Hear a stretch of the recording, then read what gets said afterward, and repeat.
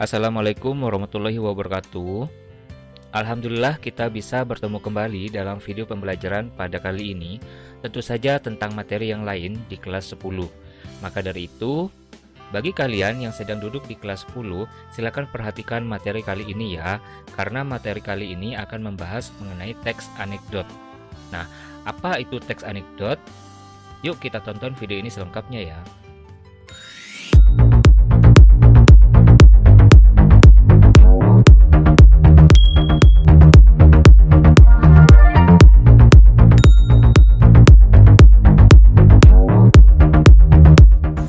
Selamat datang di channel YouTube kami. Bagi kalian yang baru nonton, silahkan klik tombol subscribe sekaligus loncengnya supaya kami semakin semangat untuk membuat konten yang lebih bagus lagi. Terima kasih. Pada pertemuan sebelumnya, kamu sudah belajar tentang teks observasi dan teks eksposisi. Jadi, pada pelajaran kali ini, kamu akan belajar mengenai ide, gagasan, bahkan kritik melalui teks anekdot. Dengan menguasai materi ini, kamu akan dapat menyampaikan kritik dengan cara yang lucu, tetapi mengena. Nah, dalam kehidupan sehari-hari, kita seringkali mendengarkan atau membaca cerita lucu, bukan? Cerita lucu tersebut bisa jadi hanya merupakan cerita rekaan, tetapi banyak juga yang didasarkan atas kejadian nyata. Ada cerita lucu yang dibuat benar-benar untuk tujuan menghibur, tetapi ada juga yang digunakan untuk tujuan lainnya. Salah satu cerita lucu yang banyak beredar di masyarakat adalah anekdot. Anekdot digunakan untuk menyampaikan kritik, tetapi tidak dengan cara yang kasar dan menyakiti. Nah, dengan gambaran tersebut, maka pasti kamu mulai paham atau berpikir tentang pengertian dari teks anekdot. Jadi, teks anekdot itu adalah cerita singkat yang menarik karena lucu dan mengesankan. Anekdot mengangkat cerita tentang orang penting atau tokoh masyarakat atau tokoh-tokoh terkenal berdasarkan kejadian yang sebenarnya. Tujuan penulisan teks anekdot. Dengan adanya teks anekdot, penulis memiliki tujuan untuk melakukan kritikan dengan menyindir secara halus melalui kata yang lucu. Jadi, teks anekdot dibatasi dalam bentuk cerita pendek yang isi pokoknya merupakan sindiran terhadap seseorang atau sesuatu yang dilengkapi dengan humor. Jadi, antara humor dan teks anekdot itu berbeda ya sebenarnya. Perbedaan antara teks anekdot dengan humor adalah jika dalam teks anekdot memiliki tujuan mengkritik dengan cara halus, tentu saja yang dilengkapi dengan cerita lucu. Sementara kalau humor merupakan kisah lucu yang tujuannya hanya untuk menghibur. Jadi sudah jelaskan bahwa tujuan dari humor dan teks anekdot itu jelas berbeda. Setelah kamu mengetahui apa pengertian dari teks anekdot, tujuannya seperti apa, serta perbedaan antara teks anekdot dan humor itu sendiri seperti apa saja, maka sekarang kamu akan masuk dalam materi mengenai struktur teks anekdot. Jadi, teks anekdot memiliki struktur teks yang membedakannya dengan teks lainnya. Di sini, strukturnya kurang lebih ada 5 poin, yaitu abstrak, orientasi, krisis, reaksi, dan koda. Seperti apa penjelasannya? Mari kita bahas satu persatu ya. Struktur yang pertama adalah abstrak, yaitu struktur bagian awal yang memberikan suatu gambaran secara jelas dan general mengenai isi dari teks anekdot itu sendiri, sehingga pembaca dapat memiliki sebuah gambaran untuk masuk pada pembahasan berikutnya. Struktur yang kedua yaitu orientasi. Merupakan struktur teks anekdot yang menggambarkan situasi yang terjadi di awal-awal cerita atau gambaran suasana yang melatar belakangi terjadinya peristiwa. Masuk pada struktur yang ketiga yaitu krisis. Merupakan struktur teks anekdot yang berisi kejadian-kejadian atau masalah pokok atau bagian inti dari teks anekdot. Pada poin keempat, struktur teks anekdot yaitu reaksi. Merupakan struktur teks anekdot yang menunjukkan cara menyelesaikan atau solusi yang muncul di dalam krisis. Jadi reaksi ini merupakan cara penyelesaiannya ya, atau solusinya, seperti itu. Poin yang kelima atau poin yang terakhir yaitu koda.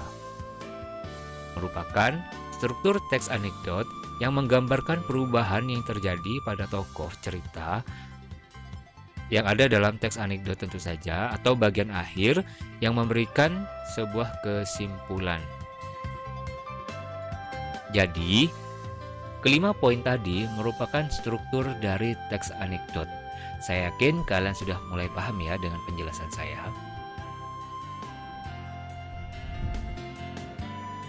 Baik, sekarang kalian sudah masuk materi tentang unsur kebahasaan dari teks anekdot.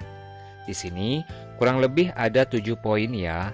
Mari kita bahas satu persatu. Unsur kebahasaan yang pertama yaitu menggunakan kalimat yang menyatakan peristiwa masa lalu. Yang kedua, menggunakan kalimat retoris atau kalimat pertanyaan yang tidak membutuhkan jawaban.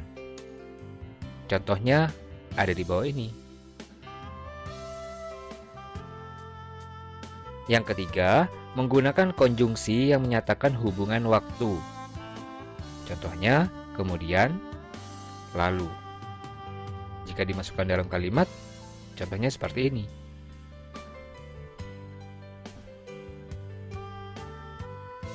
Poin yang keempat, menggunakan kata kerja aksi. Misalnya menulis, membaca, berjalan, dan lain-lain.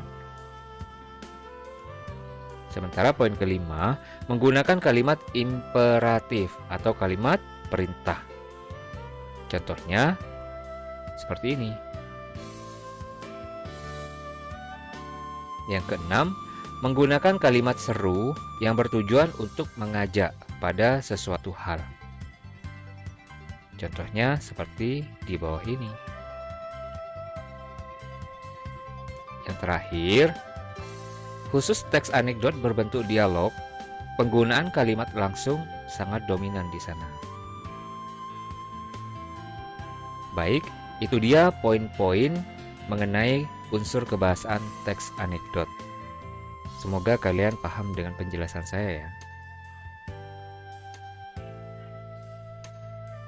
Setelah kamu mengetahui pengertian, tujuan, struktur dari teks anekdot serta unsur kebahasaan dari teks anekdot, sekarang kamu juga harus tahu bagaimana sih caranya menyusun teks anekdot itu sendiri.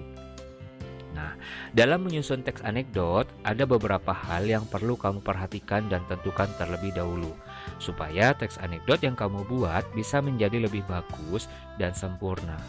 Berikut beberapa langkah untuk menyusun teks anekdot. Yang pertama, menentukan topik. Jadi topik ini penting ya karena merupakan ide dasar dari apa yang akan diceritakan. Yang kedua, mencari bahan referensi dari berbagai media seperti buku atau majalah atau koran dan bahkan di internet. Atau bahkan bisa mencari teks observasi atau kalian bisa mencari referensi secara imajinasi.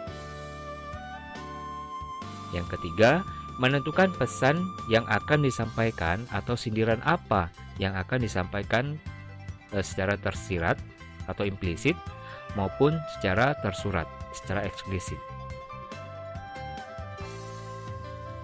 Poin yang keempat, menentukan unsur lucu, konyol, atau jengkel untuk membuat sindiran atau kritikannya. Yang kelima, menentukan alur cerita berdasarkan struktur dan kebahasaan teks anekdot. Yang keenam, silakan kamu kembangkan kerangka tadi menjadi teks anekdot secara utuh. Dan jangan lupa, setelah kamu tulis secara lengkap, silakan revisi atau sunting teks tersebut untuk menghindari kesalahan-kesalahan yang terjadi dalam proses penulisan, serta supaya teks yang kamu buat bisa menjadi lebih bagus dan sempurna, dan bahkan enak dibaca. Baik, itu tadi pembahasan kita mengenai teks anekdot. Nah, tadi kita sudah belajar mengenai pengertian, tujuan, struktur serta unsur kebahasaan pada teks anekdot. Bahkan cara menyusun teks anekdot seperti apa. Semoga ilmu yang bisa kita pelajari pada hari ini bisa bermanfaat untuk kita semua. Amin. Baik, cukup sekian pembelajaran kita pada hari ini. Jangan lupa jika kalian menganggap video ini bermanfaat, silakan klik like, subscribe bagi yang belum subscribe, komen, tentu saja komentar yang baik, serta bagikan ke semua sosial media yang kamu punya, supaya makin banyak orang yang mengetahui, bahkan sama-sama belajar mengenai teks anekdot ini. Oke, jangan lupa tonton video lainnya juga ya. Cukup sekian dan terima kasih. Wassalamualaikum warahmatullahi wabarakatuh.